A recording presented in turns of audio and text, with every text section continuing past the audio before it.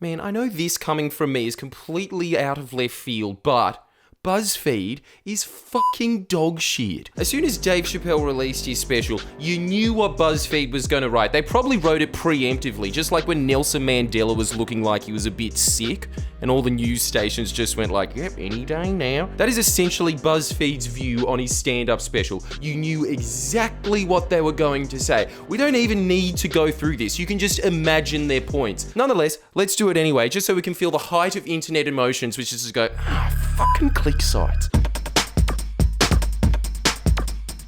Just in case you don't know, because you're from Romania and you got internet yesterday, Dave Chappelle just released a new stand-up special, and you would never guess, but hipster click sites found it problematic. Oh my god, he said shit that's funny. Doesn't he know that's not the point of stand-up comedy? Where's the moralizing shrouded in a cloud of upmarket drug anxiety? I love how BuzzFeed's always pointing out tropes that people say. Oh, you've got a black friend, do you? So it's okay to joke about black people, is it? But are completely unaware that virtually every sentence they've ever written is a trope. Look at the headline. Dave Chappelle doesn't need to punch down. Yes, he does, you stupid git.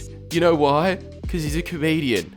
And let me tell you, as somebody who makes a living out of doing stand-up comedy, punching down is funny as fuck. I find it funny. Everyone in the audience finds it even funnier than me.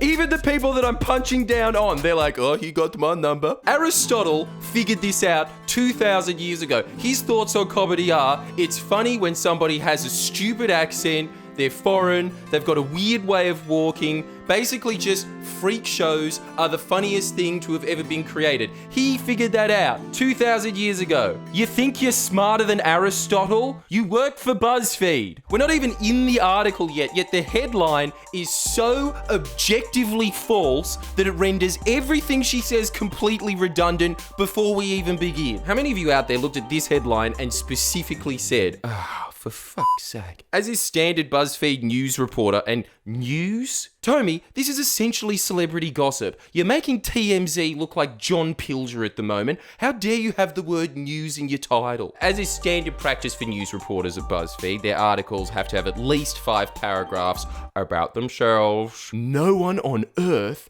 gives a fuck about your Facebook beefs from 10 years ago. Look at the first 5 paragraphs. I have, I won't, I was, I don't, I thought. This isn't an opinion piece. This is an autobiography. The target demographic of this article is herself. She could say, no, it's extended to my 6 friends on Twitter that retweeted it. They're only retweeting your articles so you retweet their articles. You don't have a friendship, you have a symbiotic relationship, you clownfish. As a Sagittarius and former conservative evangelical Christian, and quite a zealous one, I have plenty. I won't regale you with all of them. Oh, I guess they're gonna have to be saved for another time, poor ass. Yeah, we get it. You can have a laugh about yourself by essentially big-upping yourself and pretending that it's self-deprecation.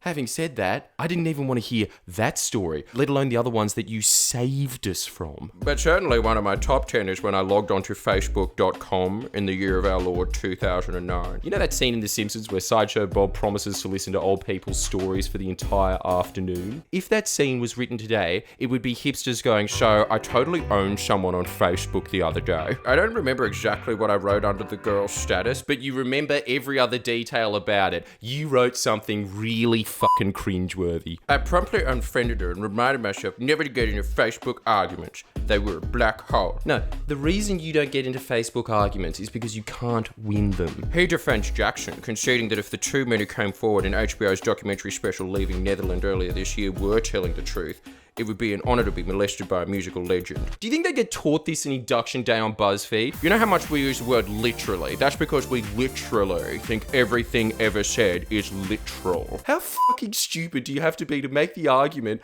that Dave Chappelle supports pedophiles? Using the classic strategy that Vice has used on me in the past, writing out a joke completely devoid of delivery or context, just the plain words right there, and treating it as just fact. Then they do their little defensive strategy in the next line of going, yeah, I know it's a joke. But as you've displayed in your headline, you don't know what a joke is. He defends Louis C.K., freely admitting that he's biased as he's friends with the guy. She attacks Dave Chappelle for being self-aware. Of course, that's a cardinal sin to BuzzFeed journalists. You know what they're admitting when they go, he defended a friend? They're admitting they don't know what a friendship is. Essentially what they're saying is they're jealous that Dave Chappelle has friends. Look this phrase up. Through thick and thin. Not everything's thin. Sometimes it's a little thick. We're re-entering a familiar cycle. Chappelle releases a special on Netflix. He says something incendiary. It's quoted back to him in a headline, and Chappelle reacts to the criticism in another Netflix special. Yep, that's what's known as a good business model that you've recognized and then played into despite the fact you don't like it. Genius. You're essentially marring yourself as the vacuum cleaner in a Godfrey's demonstration, picking up a bowling ball.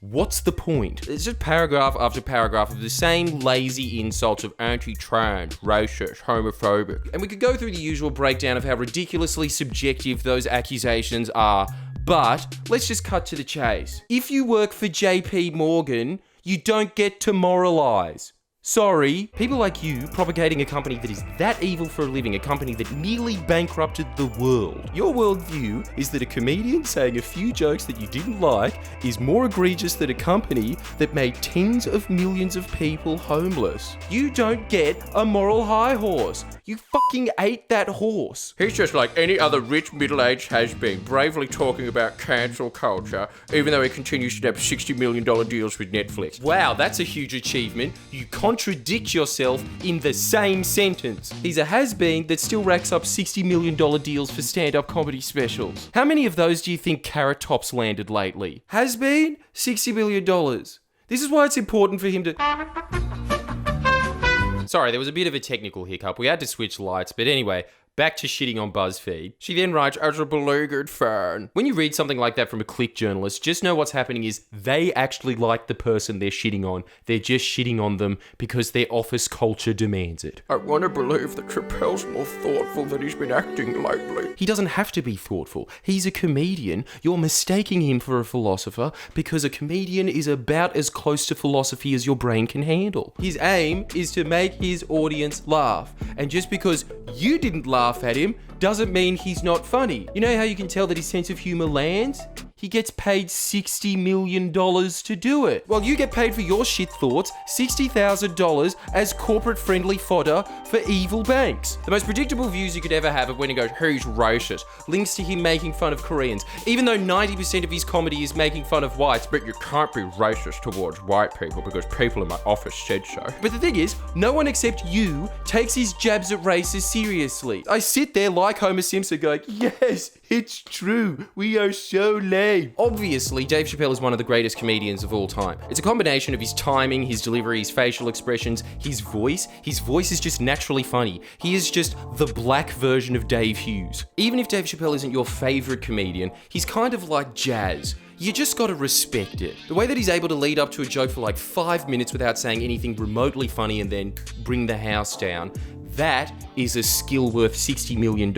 And the idea that Tomio Barrow from BuzzFeed has some pointers for that guy. You are like a stoner that's seen a couple of episodes of Into the Universe and thinks you can lecture Stephen Hawking about quantum physics. And you're a lot closer to that than you think because they're both on Netflix. All of these BuzzFeed journalists never shut the fuck up about what's on Netflix and what triggered them on Netflix. Get off your screen, you fucking addicts. Anyway, time for another like poll. If you agree that Dave Chappelle knows a little more about comedy than BuzzFeed journalists, click the like button. Please share and comment below. Comment.